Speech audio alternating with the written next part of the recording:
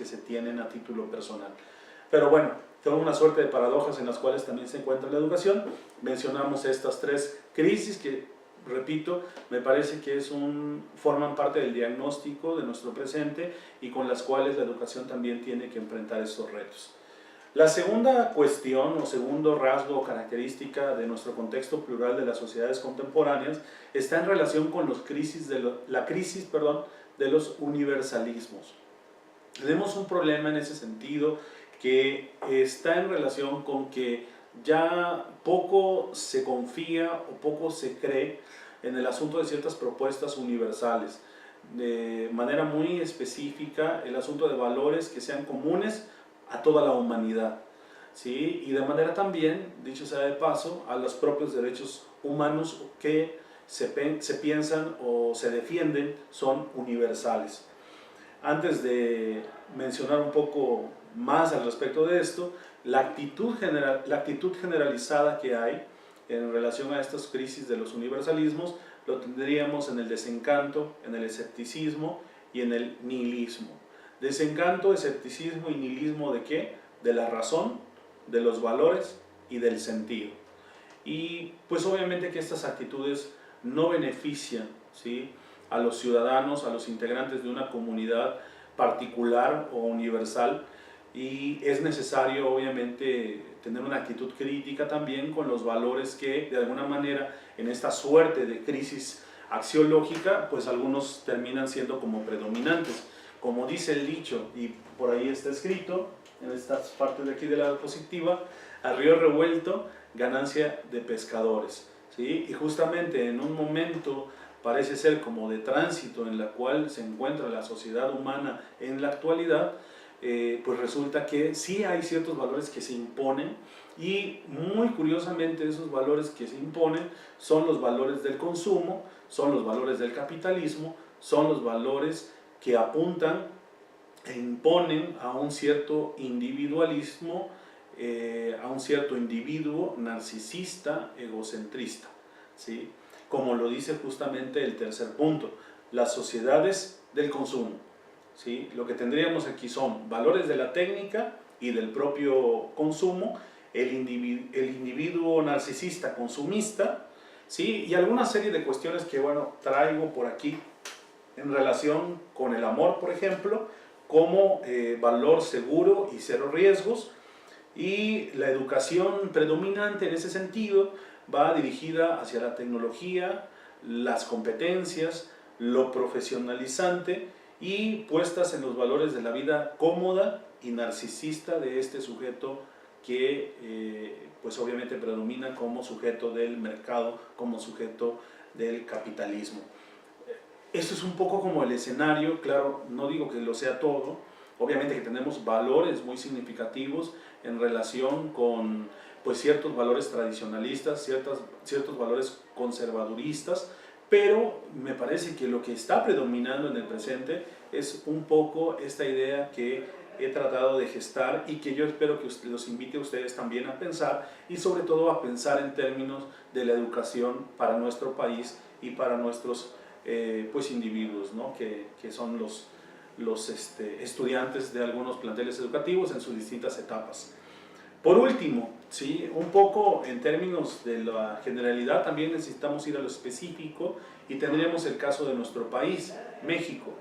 ¿Qué sucede con México frente a estos planteamientos que acabo de mencionar? Pues miren, hay una diversidad plural. En México tenemos sociedades fuertemente tradicionalistas, con valores universales, absolutos, ¿sí?, eternos, imperecederos, ¿no? A veces, en muchas de las ocasiones, como si fueran parte de una época de oro, ¿sí?, a la cual se quiere revivir o se pretende resucitar en muchos de los casos, pero también concretamente, ¿verdad?, como formando parte de un mosaico cultural diverso en nuestro país, frente a sociedades que podríamos llamar modernas, y también por allí algunos espacios, algunas sociedades con ciertos valores posmodernos. Entonces México tiene una riqueza plural, y no solo México, me parece que gran parte de las sociedades en América Latina tienen esto por historia, ¿sí? Por origen, tienen toda una diversidad cultural con la que siempre han tratado de convivir y convivir bien, ¿sí? Y que necesitamos justamente en este escenario tan complejo, tan plural, tan paradójico, pues preguntarnos por el tipo de educación para nuestro país. Por aquí hago mención solamente de un enunciado que me gustaría revisar más adelante, que es el pugnar por una educación ética, plural y democrática. Me parece que en ese sentido es como la educación es uno de los factores, ¿verdad?, con los cuales puede llegar a ser una respuesta para los problemas que se han planteado anteriormente. Bien, la pregunta, ¿cómo se debe orientar la educación en el presente? Y pues esto justamente recogiendo el diagnóstico anterior, debemos de tener en cuenta lo que dicen los organismos internacionales, nacionales y estatales, y obviamente las distintas acciones que ellos proponen justamente como estrategia en términos de la educación en nuestro país de manera muy concreta. Veamos algunos ejemplos. De acuerdo con la OCDE, ¿sí? Hay un documento del año 2010 que sirve justamente para tener una serie de estrategias que mejoren la calidad educativa en nuestro país. En este caso, como pueden ustedes notar en la lámina, hay un triángulo y ese triángulo tiene que ver con la mejora de las escuelas y también con la mejora de la enseñanza. Ese triángulo, ¿sí?, tiene un rombo en medio que habla de escuelas eficaces. Estas escuelas eficaces estarían en relación justamente con una serie de características o de aspectos que la escuela en México debe de tomar en cuenta. Leo tan solo algunos de ellos, no voy a profundizar mucho, ustedes tendrán el documento al alcance y podrán hacer esta reflexión. El primero, ¿sí?, con la finalidad de mejorar la enseñanza o tener una enseñanza más eficaz. Atraer a los mejores aspirantes, eso sería lo primero. Segundo, fortalecer la formación inicial docente. El siguiente, mejorar la selección docente. El siguiente, abrir todas las plazas a concurso. Y así sucesivamente hasta tener 15 indicadores. A mí me parece que la educación en nuestro país ha ido teniendo diversas reformas en los últimos años, de acuerdo a lo que estos organismos internacionales solicitan como una educación de calidad, como una educación profesionalizante.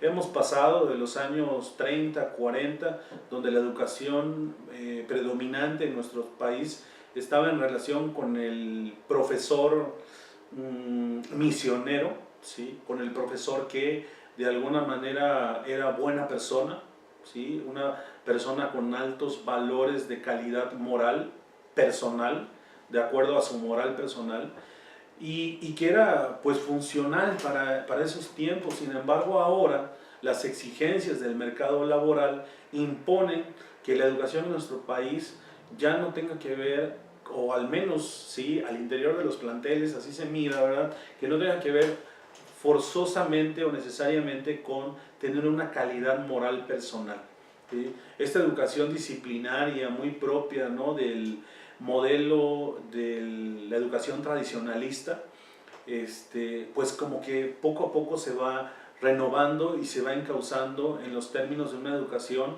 donde lo que importa o lo que es central en ese sentido sea el asunto de las competencias para poder tener a un profesional en el área o en el campo en el cual él ha querido obviamente formarse.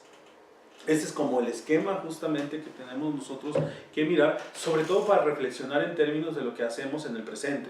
Preguntarnos si todavía la educación responde a ciertas prácticas educativas disciplinares o si está respondiendo justamente a los indicadores por parte de estos organismos internacionales, y en ese sentido ver cuáles son las prácticas educativas para poder lograrlo. Hay 8 recomendaciones que plantea justamente este organismo en relación con lo que acabamos de mencionar, una enseñanza eficaz o para la buena enseñanza. Yo voy a leer los 2 primeros y les voy a dejar todo, obviamente los demás aspectos para que ustedes los puedan revisar con toda calma y tranquilidad. Pero el primero sería definir la enseñanza eficaz. Dice así: México necesita definir claramente los estándares docentes para que la profesión y la sociedad sepan cuáles son el conocimiento, las habilidades y los valores centrales asociados a una enseñanza eficaz. Si ustedes se dan cuenta, hablamos de conocimientos, habilidades y valores que están en relación con las actitudes o las prácticas, y en ese sentido se nos asoma el concepto de competencia. Necesitamos profesionales, necesitamos competentes, ¿sí?, en la educación. Segundo punto, atraer mejores candidatos docentes. Si se busca que la docencia en México adquiera el estatus de una profesión de alto nivel, el primer paso a dar es mejorar la calidad de los candidatos en las instituciones de formación inicial docente, ¿sí?, especial, pero no exclusivamente, en las escuelas normales. Una forma de lograrlo es aumentar la exigencia en la entrada a los programas de formación inicial docente y establecer un examen de selección nacional y otras herramientas de evaluación. Una de las cosas que ya es de uso común en nuestros días es la formación permanente. Los profesores han entrado en una dinámica que viene siendo una dinámica del propio mercado laboral, donde continuamente se tienen que estar actualizando.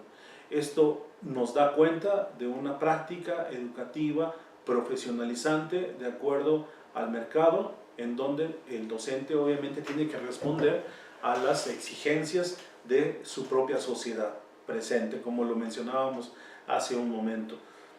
Es muy recurrente darnos cuenta cómo los institutos, facultades, licenciaturas entran en programas de calidad, son evaluados los profesores, son evaluados las estructuras, etcétera, para que puedan ofrecer justamente una educación de calidad. Bueno, ustedes van a poder hacer todo este recorrido con todos los aspectos que se mencionan, y uno se preguntará, ¿verdad?, ¿qué necesitamos para la educación en el siglo XXI?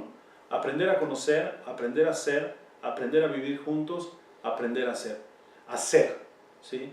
Serían entonces los 4 pilares de la educación de Delors, ¿sí? Y me parece en ese sentido que si uno se pregunta, frente a lo que yo estaba cuestionando hace un momento, ¿qué tipo de educación necesitamos en el presente? Todavía contamos con prácticas educativas disciplinares o profesionalizantes, pues justamente la respuesta aquí la tenemos y la vamos orientando todavía aún más. Pero de entrada, los 4 pilares de la educación: aprender a conocer, aprender a ser, aprender a vivir juntos, aprender a ser, que es donde descansan los otros 3 pilares de la educación según Delors. Repito, no me voy a detener del todo, ustedes van a tener acceso, ¿verdad?, a estas obviamente diapositivas y materiales para que puedan revisar y que ustedes puedan realizar un diagnóstico, que ustedes puedan obviamente decirme cómo está la sociedad actualmente y de qué manera, a través de ciertas prácticas educativas en el presente y de acuerdo a las realidades que ustedes viven, pues obviamente la educación puede responder a estas situaciones. Una actividad que tendrán que ustedes entregarme para esta unidad 3 es la del texto enriquecido. Ustedes van a tener al alcance en qué consiste este texto enriquecido. Yo les doy algunos pormenores. En un texto enriquecido, con la amplitud de cuartillas que vienen señaladas para esto, pues tendrán no solamente que integrar textos, sino también imágenes y videos que enriquezcan justamente el texto ensayístico en cuestión. Para este caso, la pregunta detonante, la pregunta a reflexionar y responder es la siguiente: ¿la práctica educativa de los profesores en México responde a los estándares y criterios de calidad y profesionalización de los organismos mundiales y las reformas educativas en nuestro país? ¿Sí o no? ¿Y por qué? Recuerden que es importante que hagamos este trabajo de justificación, lo tienen que enriquecer para que sea texto enriquecido, con imágenes, con videos, ¿sí?, un videíto que ustedes puedan integrarle y que de esa manera puedan estar respondiendo a este problema. Pues yo les agradezco mucho, espero que los planteamientos generales se hayan podido exponer. En nuestra siguiente grabación, en la unidad número 4, ustedes podrán tener en cuenta algunos aspectos que se van a aterrizar justamente con relación a la educación en nuestro país de cara al asunto de la educación democrática y la cuestión de los derechos humanos. Muchas gracias.